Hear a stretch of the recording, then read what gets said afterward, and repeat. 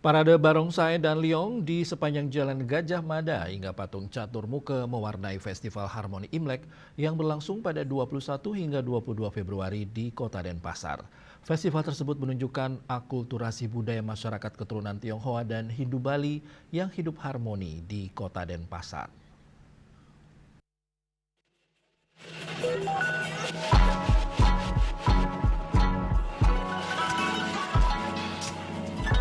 Masih dalam suasana perayaan Tahun Baru Imlek 2026, warga keturunan Tionghoa bersama pemerintah Kota Denpasar menggelar Festival Harmoni Imlek yang berlangsung di kawasan Heritage Gajah Mada Denpasar pada akhir pekan 21 dan 22 Februari.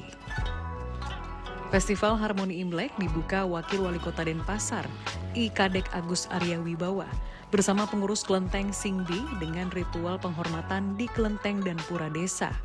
Kemudian dilanjutkan dengan parade atau kirap budaya rangkaian liong dan barongsai sepanjang Jalan Gajah Mada hingga patung catur muka. Menurut Ketua Kelenteng Singbi, Jero Sung Arsini, perpaduan budaya antara warga keturunan Tionghoa dan masyarakat Hindu Bali telah terjalin turun-temurun sejak dulu.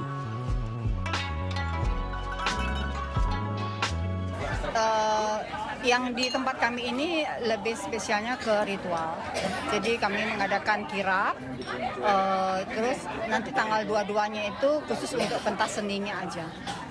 Ya, itu mencerminkan juga kita akulturasi ya. Jadi istilahnya Hindu Buddha. Jadi kita sudah menyatu di sini. Jadi sebetulnya memang walaupun ini perayaan Imlek, tetapi tetap kita juga mengadakan hormat juga kepada di pura desa di sana. Pada hari kedua, festival akan menampilkan pertunjukan barongsai, wushu, tari baris anak, dan UMKM yang berlangsung di pelataran Pasar Badung, Kota Denpasar. Dari Denpasar, Bali, Rita Laura, Kantor Berita Antara, mewartakan.